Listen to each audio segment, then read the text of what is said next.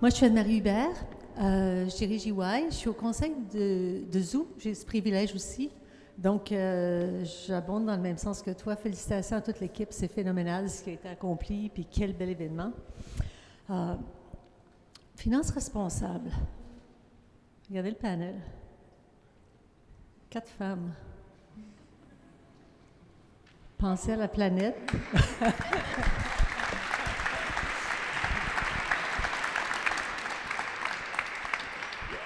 On est en train de mettre en place une réglementation du secteur financier, des ajustements fiscaux, etc., pour intégrer le climat dans toutes les décisions financières. On est en train de mettre en place différents mécanismes. Donc, je pense que ce n'est pas une coïncidence qu'on ait 4 femmes. Quand ils essayaient de recruter pour le Canadian Sustainability Standards Board, ils réalisaient que, dans le fond, la finance était préoccupée par le résultat financier, puis que ceux qui se préoccupaient des autres aspects, l'expertise, c'était surtout des femmes. Il n'y avait pas assez d'hommes dans le processus de recrutement avec les qualifications. Il y en avait beaucoup qui voulaient un job, mais il n'y en avait pas beaucoup qui avaient les qualifications pour prendre un poste au sein du CSSB canadien pour les normes de durabilité. Donc, mesdames, c'est notre heure de transformer la finance. Moi, j'ai le plaisir ce matin d'être accompagnée de Séverine. Donc, Séverine Labelle, qui est à la BDC, elle va nous parler de ce qu'elle va faire. Je ne présente pas tout ce que tu fais à la BDC. Par contre, Séverine a fait énormément pour les femmes entrepreneurs au Québec à travers Evol. Donc, tes accomplissements, l'héritage que tu as laissé aux femmes entrepreneurs, c'est phénoménal, avec la collaboration d'autres femmes qui sont ici aujourd'hui. Donc, on a aussi avec nous Salwa. Donc, Salwa, qui est vice-présidente Investissement et services FTQ. Donc, elle fait des investissements tous les jours. Séverine aussi. Et Geneviève, qui dirige les activités de la Caisse de dépôt pour le Québec dans le monde investissement, que je te donne le bon niveau, hein, entreprise privée, placement privé. Donc, investissement responsable dans le monde des technologies. Quand on parlait de ça il y a 3-4 ans, pourquoi c'est des PME, on va les laisser tranquilles, là, c'est pour les grands, cette affaire-là. Mais ça s'adresse à tout le monde. Donc, ma première question pour vous, mesdames, quand on parle à une PME et qu'on lui parle d'investissement responsable, quels sont leurs défis? Quels sont le senti quand vous essayez, dans le fond, d'aider les entreprises à réussir? Mais comment ça se passe, ces conversations? On va peut-être commencer avec toi, Geneviève. Bien, il faut commencer. Bonjour tout le monde, merci de l'invitation. Puis effectivement, c'est magnifique cet endroit.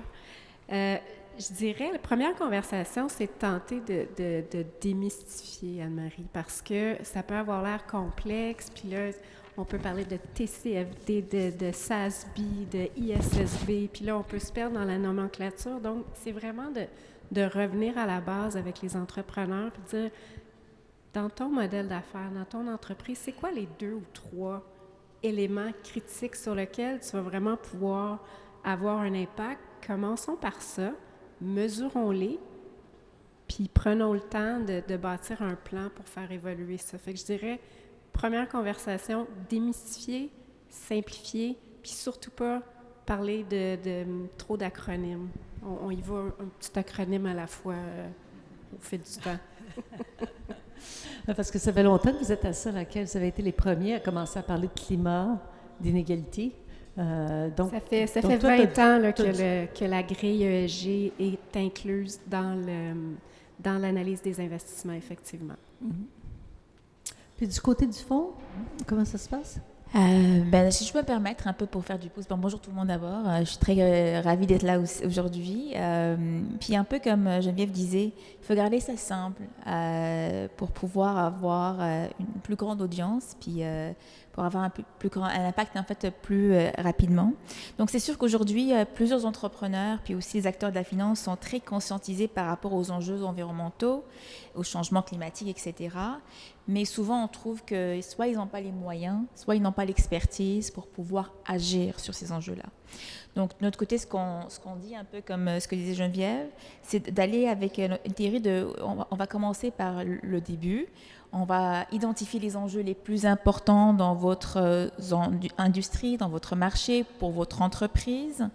Et par la suite, on va se faire un plan de match pour pouvoir travailler sur ces enjeux-là. C'est sûr qu'on ne peut pas travailler sur tous les enjeux en même temps, donc choisissons ceux qui sont il faut prioriser, il faut choisir les plus importants.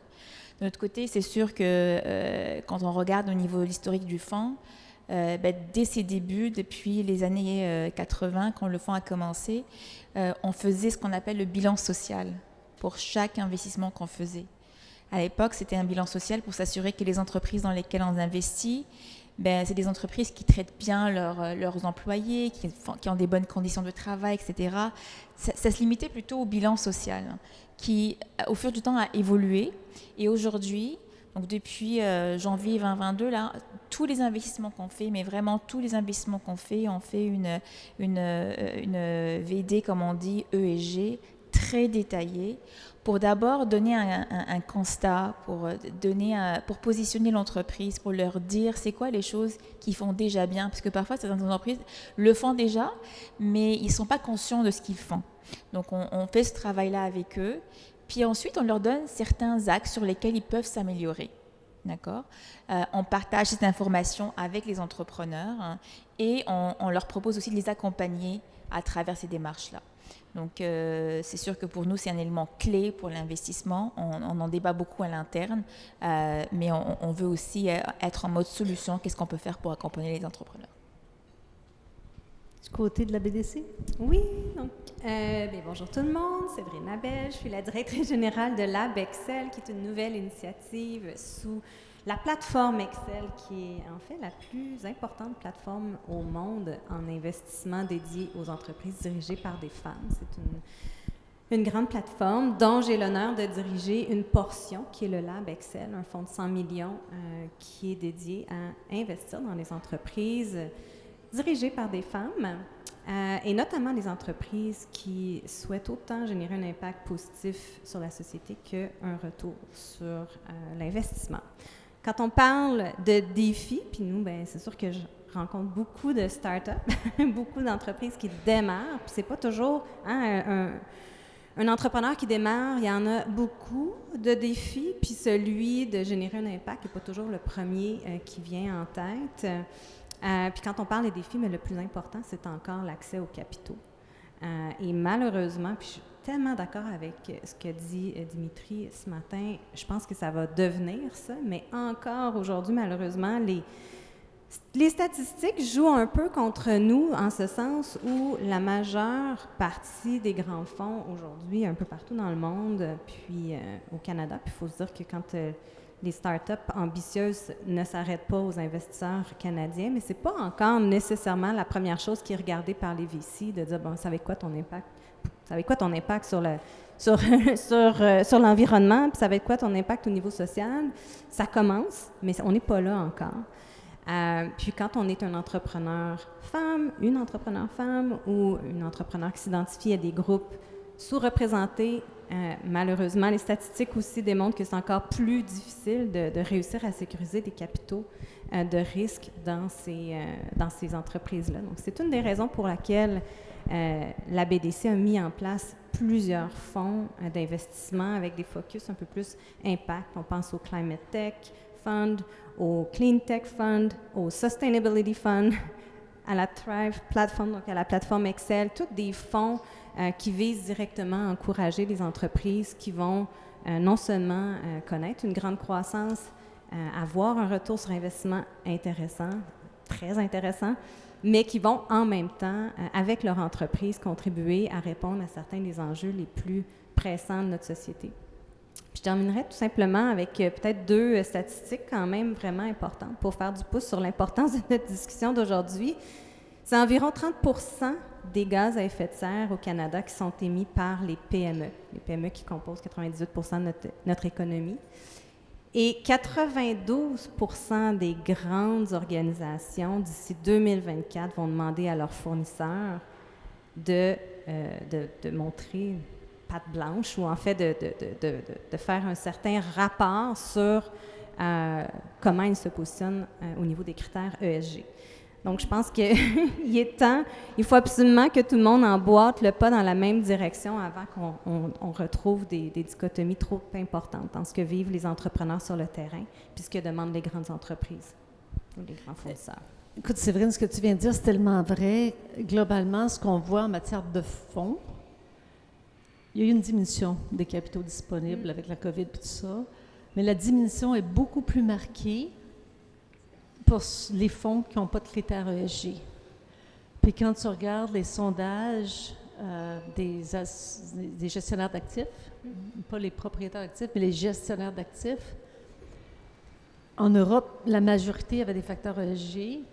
Au Canada, c'est drastique. Là. Ils en ont toutes mis dans les 2 dernières années. Ils n'en parlaient pas il y a 3 ans, mais là, tout le monde en parle maintenant. Donc, la transformation, elle est là. On l'a signé, l'accord de Paris. Là. Le 1,5 degré, on l'a signé. Donc, les pays s'engagent, les scientifiques nous disent comment y aller, mais après ça, tu as de la réglementation du secteur financier, que ce soit les banques, les assureurs, les asset managers, pour intégrer le climat dans toutes les décisions financières. Donc, je pense que vous avez bien décrit ce que vous avez comme outil. Ça fait longtemps que vous l'intégrez, mais de passer de volontaire à obligatoire sur le climat, c'est en train de se faire, puis il va y avoir on va être moins exigeant pour les PME, on va donner plus de temps parce qu'ils ne sont pas capables. Ils ont de la misère à produire l'état financier. Demande-moi pas de me produire une empreinte carbone puis un budget carbone. Là. Mais on s'en va là. Donc, les banques vont être obligées de le demander, d'intégrer dans leur pratique de gestion de risque. C'est probablement là où il va y avoir le plus de défis. Donc vous avez des outils pour soutenir les start-up, les scale-up dans ce domaine-là. La PME, là, pour le climat, là, aujourd'hui, elle a déjà une réglementation. L'arrondissement Ville-Marie, c'est des affaires dans le West Island, de la réglementation, différents départements de la ville, le provincial, le fédéral, des affaires à produire pour l'impôt, pour l'habitation, pour le transport, tes états financiers, puis là, tu vas me rajouter le carbone, là.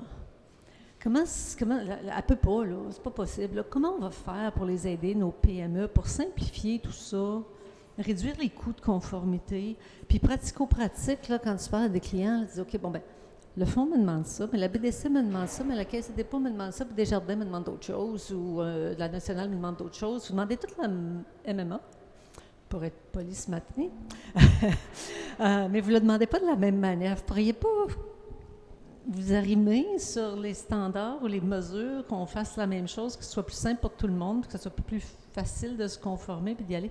Donc, qu'est-ce que vous voyez comme outil pour essayer d'aider? Puis peut-être qu'il y a quelque chose qu'on peut faire pour simplifier le tout, là, pour la PME. Bien, je pense que, tu as raison.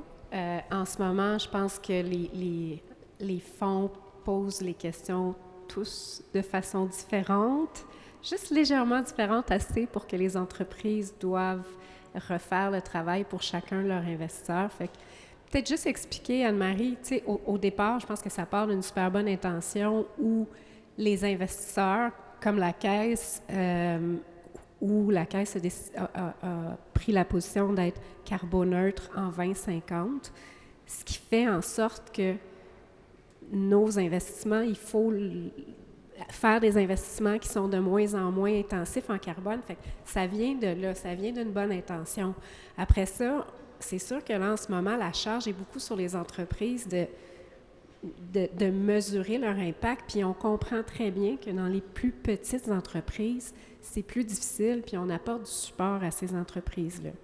Fait que je pense qu'en ce moment, la charge de le faire, on les aide beaucoup. Ça fait depuis 2017 que la Caisse mesure l'empreinte carbone de chacune de ces entreprises en portefeuille, donc on est capable de le faire. Mais ce que tu amènes, c'est un point différent, c'est pouvez-vous toutes vous asseoir puis demander de la même chose.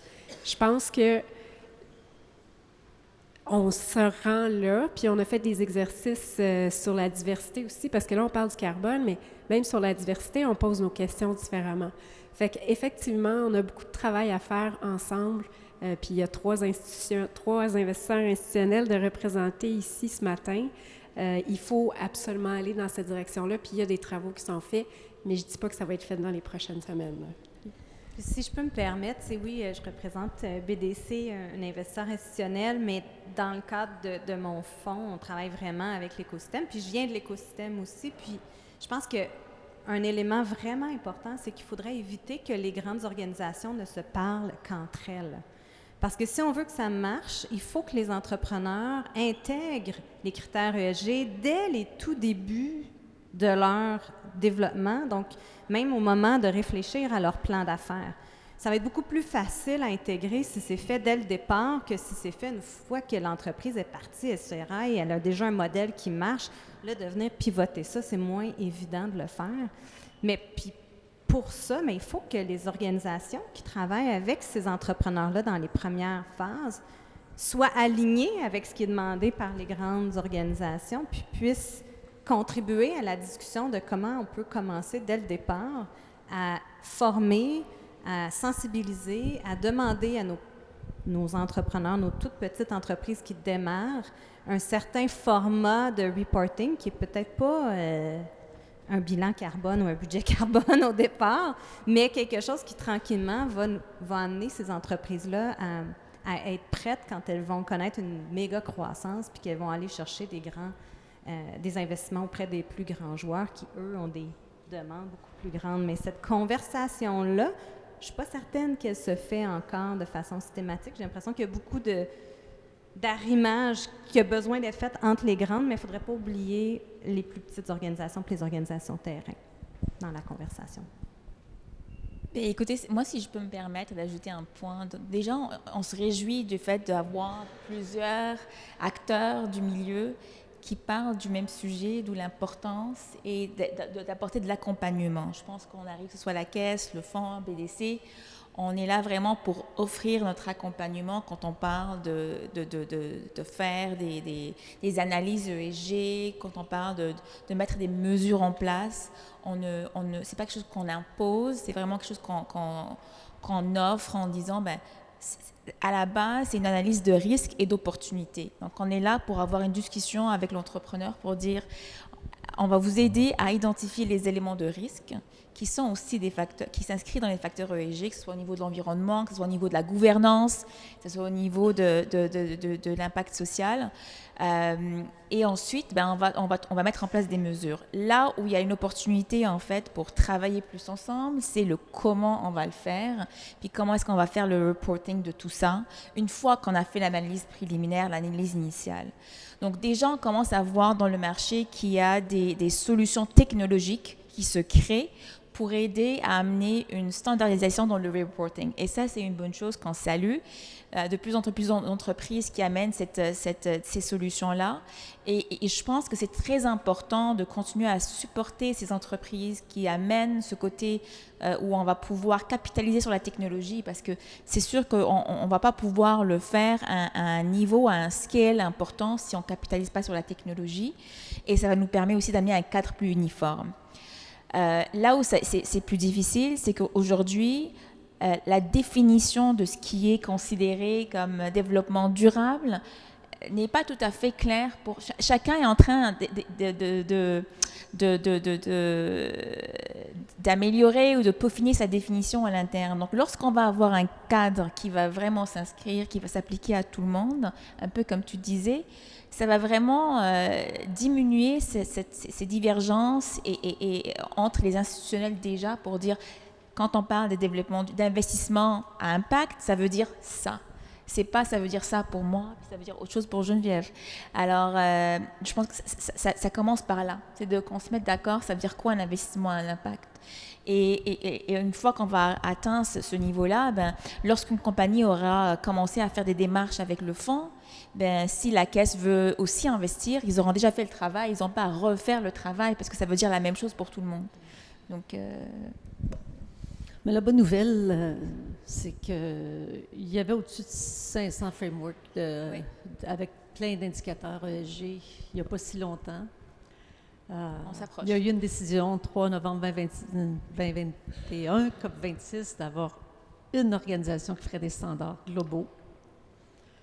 En moyenne, c'est 5 à 13 mesures par industrie. Donc, on va voir ça. Là. Le premier standard 1, 2, on s'attend à ce que ce soit annoncé. On a le bureau ici à Montréal pour les développer. Qui sortent en fin juin. D'ailleurs, c'est une bonne nouvelle qu'on ait un bureau, que le Bureau Canada soit à Montréal. Tout à fait. C'est le Bureau des Amériques qui est à Montréal qui influence les standards par industrie. Donc, une façon de mesurer partout dans le monde. pour passer du volontaire au réglementaire. Donc, on a ça, puis on peut travailler avec eux. Donc, ça va sortir fin juin. Donc, ça va être une bonne base, le standard 1, pour avoir les mêmes mesures par industrie. Mais puis ensuite, le standard climat aussi. Puis leur défi, c'est la même chose. Hein? Le défi, là, quand on adopte des standards globaux, c'est comment je les adapte aux PME. Donc, on a un bon bassin pour les aider à faire une bonne job à cet égard-là. Jin Donghua, l'ancien CFO de la Banque mondiale, c'est sa job, puis il est à Montréal. Donc, on va l'aider. Mais on est dans l'industrie de la créativité. Puis quand on regarde les normes ESG, les frameworks existants, c'est tout du neuf, là. Se partager de la donnée. On a vu à C2, ceux qui ont eu la chance de voir Yoshua, tous les enjeux du chat GPT, le développement. Il y a des normes ESG qui avançaient, mais là, dans le monde de la créativité, de l'innovation, partage de la donnée, AI, etc., on s'en va ailleurs. Il y a comme une série de risques et d'opportunités. Les opportunités sont immenses, on ne veut pas arrêter, mais il y a des risques qui sont différents. Puis c'est des choses qu'on commence à s'approprier tout le monde parce que ça n'existait pas. Là. On ne parlait pas de ChatGPT comme ça l'année passée. Là. Donc, quand vous pensez à l'industrie de la créativité, puis on ne va pas y entrer trop à fond parce que c'est le prochain panel, là, mais en investissement, quel type de réflexion vous avez pour accompagner les PME? Vos investisseurs vont regarder des choses différentes. On a des choses là sur des standards, mais il y a des sujets, l'impact sociétal qu'on peut avoir positif ou négatif. Comment vous approchez les PME quand on parle de créativité et technologie? Bien, en fait, j'ai envie de revenir à l'élément selon lequel, souvent quand on parle d'investissement d'impact ou de critères ESG, on est très fort sur le E. Des fois, on s'arrête au E, c'est l'environnement. Puis, avec raison, à quelque part, si on n'a plus de planète, on n'aura plus tout le reste, mais les critères sociaux puis de gouvernance sont aussi extrêmement importants. Puis notamment les critères sociaux, j'ai l'impression que l'industrie créative peut avoir un impact immense sur les changements sociétals. On le sait, les organisations, les entreprises créatives, puis on peut penser à différents domaines, là, que ce soit dans le secteur de la culture, dans le secteur du média ou du marketing. Souvent, les grands changements sociétaux, les grands changements de culture ont été propulsés par des entreprises créatives. Et j'ai envie de dire, bien, je pense qu'on a là une super belle opportunité, autant pour les entreprises de ce domaine-là que les investisseurs, de s'intéresser à ces entreprises-là pour stimuler, propulser, accélérer certains changements sociétaux fondamentaux. Puis, tu sais, on fait juste penser, là, comment, quasiment du jour au lendemain, les gens ont arrêté de fumer à un moment donné, quand la science a été suffisamment forte, puis qu'il y a eu un certain courage politique, mais aussi toute l'industrie créative derrière la création de grandes campagnes de sensibilisation pour changer les comportements, puis qui fait aujourd'hui que la proportion de la population qui fume a beaucoup diminué et toute l'industrie du tabac a beaucoup diminué, puis ça a eu des impacts positifs sur la santé publique à la fin de la journée. Donc, c'est seulement un exemple, il y en aurait plein d'autres, mais je pense qu'il y a là vraiment une belle opportunité, puis aussi une responsabilité comme investisseur de s'intéresser à ce qui se passe de ce côté-là. C'est drôle, tu parles du tabac, ils se décrivent comme des entreprises de l'agriculture maintenant. C'est créatif.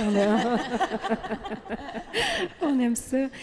Moi, ça me fascine tout ce qui se passe, puis loin d'être une spécialiste avec ChatGPT et l'intelligence artificielle et tout ce qui se passe, je pense que comme investisseur, on se doit de mieux comprendre. Puis je pense qu'il n'y a pas aucun investisseur en ce moment qui peut se vanter de bien comprendre toutes les implications, mais il faut vraiment bien comprendre parce que, comme tu le disais, Anne-Marie, il y a au niveau ESG, ça peut poser, surtout au niveau de l'éthique, au niveau de la gouvernance. Fait qu'on fait, d'ailleurs, là, tu sais, on est en train de faire de la formation de nos administrateurs, des gens qui nous représentent sur les conseils d'administration, sur la cybersécurité en ce moment, parce que c'est le thème de l'heure, mais je pense que le seul l'a compris. Mais on l'a compris. On ne sait pas comment ça marche. On ne sait pas qui va être. On sait pas quand on va être attaqué. On sait qu'on va l'être. Mais ça, c'est une toute nouvelle. Puis je pense que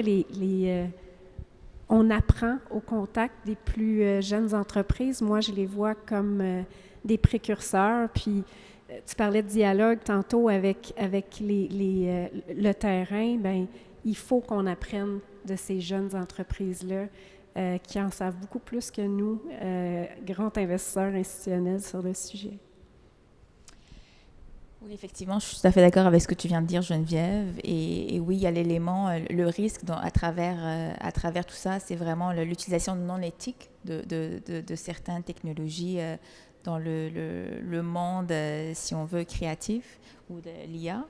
Mais il y a aussi une opportunité à travers tout ça. Puis l'opportunité, comment on la voit, c'est si on pense à l'humain au milieu de la transition qu'on veut faire, et la transition, enfin, on veut accompagner en fait la société au Québec pour avoir une transition juste. Alors si on pense à l'humain au milieu de cette transition-là, l'opportunité, c'est d'utiliser l'industrie créative pour requalifier une grande partie de la population pour des nouveaux types d'emplois, par exemple. Alors ça, c'est vraiment une grande opportunité. À la base, c'est de revenir à la base pour dire pourquoi est-ce qu'on l'utilise, c'est quoi l'objectif derrière l'utilisation de la créativité. C'est sûr que si l'objectif ultime est dans un sens qui a un impact positif, et puis c'est sûr qu'il va falloir faire l'encadrement pour s'assurer qu'on n'est pas dans le non-éthique, mais c'est à la base, il faut toujours avoir la réflexion pour se dire pourquoi est-ce qu'on le fait, c'est quoi l'intention, c'est quoi qui est derrière. Aujourd'hui, tout le monde parle de greenwashing, donc on ne veut surtout pas éviter, comme tu dis, l'industrie du tabac se positionne maintenant comme l'agriculture, mais on ne veut pas faire du greenwashing. Alors, il faut vraiment être clair sur l'intentionnalité de ces industries-là, mais c'est sûr qu'on est en mode apprentissage continu, puis on n'est qu'au début d'essayer de comprendre, de bien comprendre les enjeux dans l'industrie de créativité. En fait, je faisais ça, mais dans le fond, ils savent bien qu'ils ne peuvent plus vendre de tabac, là. Ton produit n'a plus de valeur pour les clients, tes parts de marché montent, donc tu dois vraiment penser à faire autre chose. Ce qui s'appelle encore tobacco, ça va mal. Mais si tu dis, OK, bon, ben j'ai quand même des champs, j'ai quand même des actifs, je peux transformer pour amener quelque chose de mieux. Puis c'est comme ça que vous le vivez tous. Hein? Vous gérez de l'argent de vos déposants, des citoyens, vous aidez les entreprises à réussir dans le cas de la BDC au nom de tous les Canadiens. Vous avez une mission qui est... Donc, quelque part, créer de la valeur, c'est pas une option. Créer de la valeur, c'est pas une option pour personne. Tu sais, ça serait pas drôle si la Caisse n'avait pas d'argent pour payer pension quand on va prendre notre retraite. Non, ça serait pas drôle. On serait pas content, là. Donc, faire de l'argent, c'est pas une option, mais comment on le fait, c'est une option. Puis, dans le fond, ce que vous décrivez, c'est qu'il est très, très clair que des facteurs ESG, c'est important, sinon les clients n'en voudront plus. Les employés ne voudront plus travailler là. Donc, c'est fondamental pour la création de valeur. Puis, vous guidez les entreprises à focuser sur les bonnes choses pour créer de la valeur, puis être intéressant pour les clients, pour les investisseurs, pour les employés. Mais si je peux ajouter, excuse-moi, Séverine, Anne-Marie, tu sais, quand on le parle à l'interne ou quand on le réfléchit au niveau de pourquoi ESG, bien, c'est clair, ça augmente le rendement, ça diminue le risque. Ça, c'est clair, mais pourquoi? Il y a toute la notion de réglementation qui change. Fait que c'est une question de ton entreprise sera même plus permis, comme par exemple le tabac ou des éléments comme ça sera même pas, ça sera plus permis d'exister. Donc, tu as tout ce qui est réglementation, tu en as touché le consommateur. Le consommateur est de plus en plus conscient aussi. Donc, si les services, les produits que tu vends ne sont pas en ligne avec les valeurs des consommateurs, mais tu as un enjeu.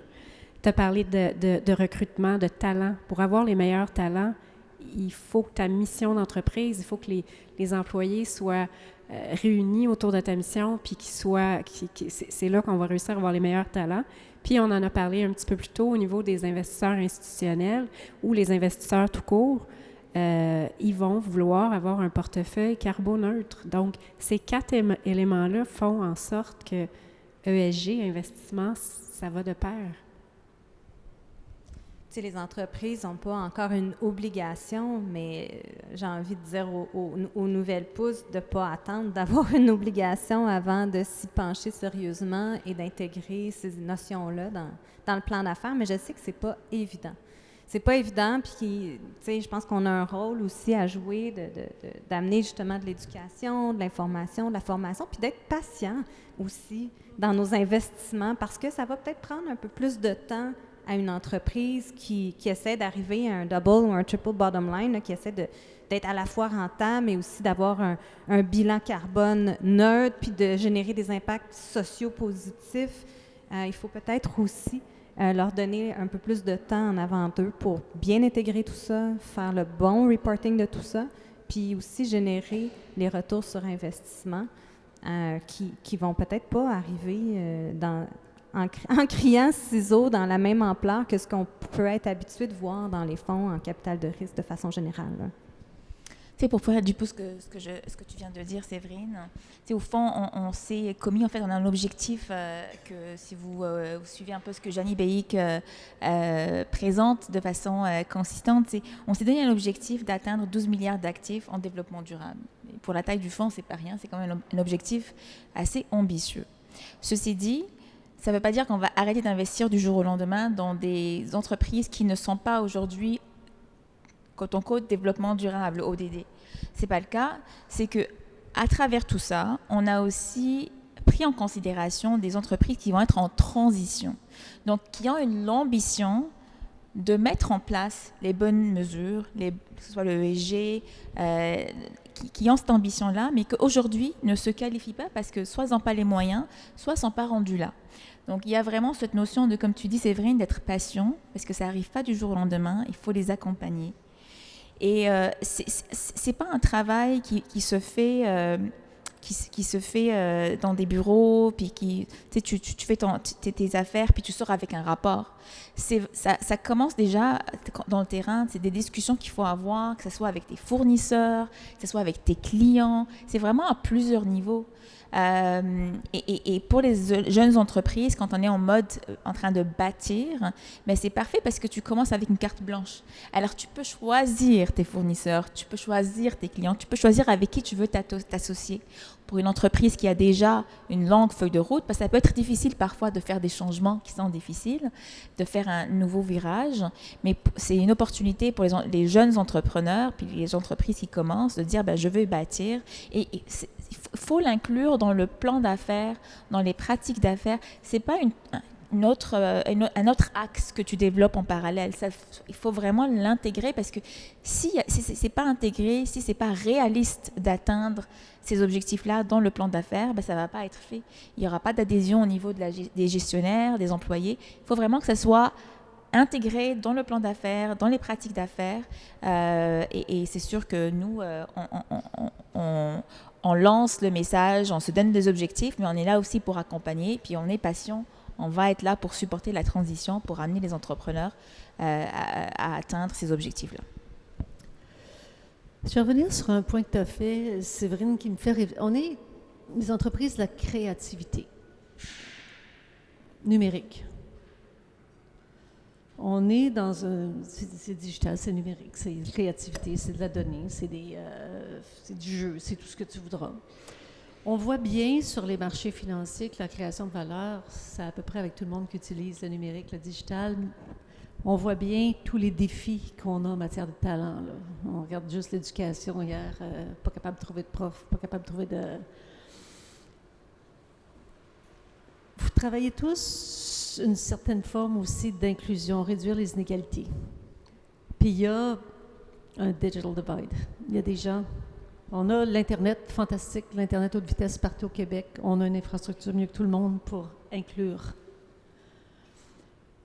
Mais ce n'est pas une industrie qui pourrait permettre à toutes les industries de créer plus de valeur avec gamification ou avec des solutions pour aider les gens qui ont peut-être plus de difficulté à lire, plus de difficulté. Une personne sur deux a de difficulté à comprendre un texte. Mais on a comme un potentiel avec les acteurs ici de réduire les inégalités, d'augmenter la capacité de tous les citoyens de contribuer dans une économie où on manque de travailleurs.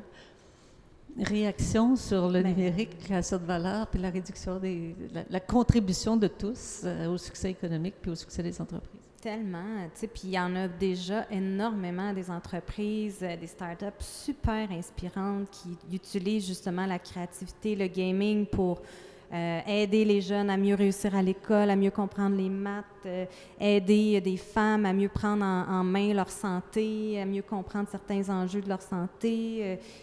C'est incroyable tout ce qui se fait. Il y a une entrepreneur que j'aime beaucoup ici dans la salle, Anne-Marie, qui a créé une application numérique pour apprendre aux gens à mieux respirer, puis tout l'impact que ça peut avoir après sur le bien-être, la santé mentale, la santé physique.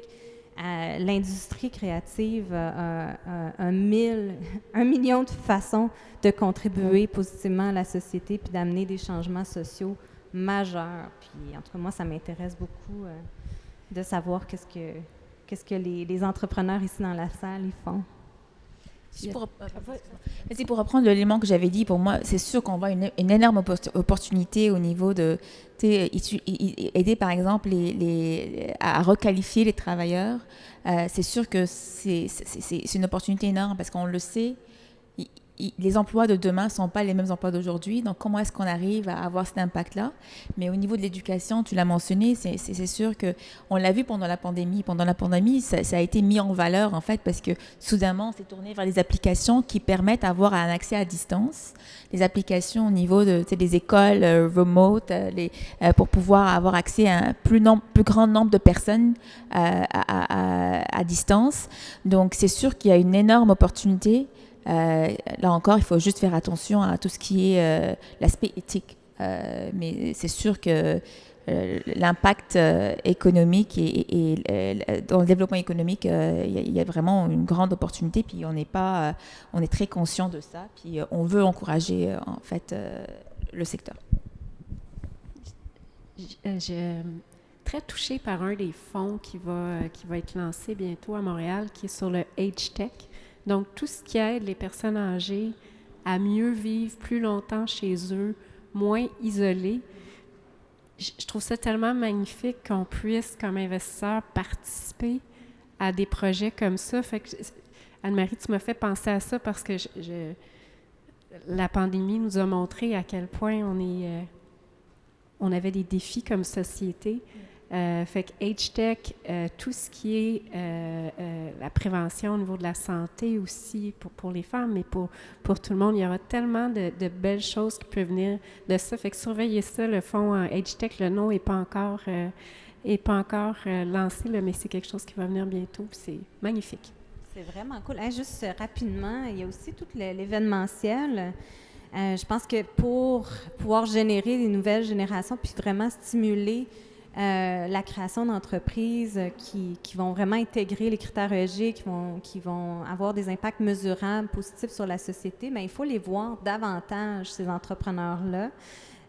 Puis je pense que, tu sais, des organisations comme Zoo, comme C2 Montréal, sont des plateformes extraordinaires pour mettre en valeur puis mettre en lumière des modèles d'entreprises qui ont non seulement réussi d'un point de vue financier, mais également qui ont réussi à générer des impacts positifs inspirants. C'est comme quand on voit ces modèles-là, mais veut pas, on inspire aussi une nouvelle génération d'entrepreneurs d'aller dans cette direction-là. Puis on sait tous que les sondages qui nous disent, c'est que les entrepreneurs de la tech, ils ont bâti leur business pour changer le monde, améliorer le monde, plus au Québec qu'ailleurs. Puis on a des investisseurs qui veulent faire la même chose, la finance du 21e siècle. Donc, les filles, pour conclure, des conseils pour les startups, peut-être un tour rapide, on va commencer par toi, Geneviève. Quel serait le conseil que tu donnerais à une startup je vais faire un lien avec ce que j'ai dit au début, mais c'est pas un sprint, c'est un marathon. Commencer sur des bonnes bases, puis prenez le temps dès le départ de bien définir encore une fois les 2-3 éléments sur lesquels vous allez avoir un impact puis vous voulez travailler. Si on le prend avec les 72 possibilités de pistes de création de valeur, ça paralyse. Donc, choisissez les 2-3 éléments importants. Puis, La résilience, chers entrepreneurs, vous le savez, mais lâchez pas. Ben, moi, j'aimerais revenir sur quelque chose que Dimitri a dit dans son mot d'ouverture. C'est que c'est pas vraiment, aujourd'hui, c'est pas une option de dire est-ce que je vais être un start-up à impact ou pas. C'est que c'est vraiment, il faut avoir ce mindset-là de dire je veux avoir un impact positif, en plus de ma mission qui va être spécifique à l'entreprise, mais je veux aussi avoir un impact positif sur la société, sur la terre, pour qu'on puisse avoir une société qui va être saine et puis qui va persévérer. Aujourd'hui, on est vraiment dans le luxe de dire tout le monde en parle, c'est le sujet de l'heure. Alors, profitez des acteurs qui sont aujourd'hui très présents puis qui veulent faire de l'accompagnement. Il faut capitaliser sur le moment pour dire, bon, ben, si vous dites que vous accompagnez les entrepreneurs, parfait, ben, moi, je veux être accompagnée.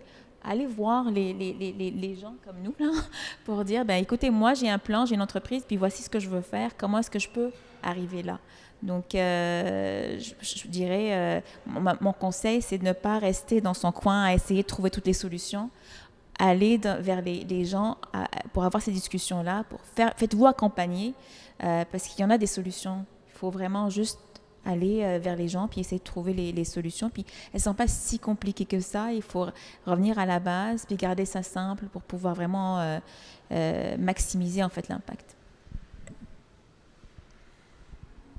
J'ai appris une expression cette semaine en anglais qui me reste constamment dans la tête et qui fait du pouce sur ce que tu as dit, Geneviève, mais l'adage qui dit « slow and steady wins the race ». Je pense que, tu sais, on s'en va vers un développement économique qui est peut-être pas dans la même tangente que ce qu'on a pu vivre dans les dernières années à cause de tous les défis qu'on vit comme société.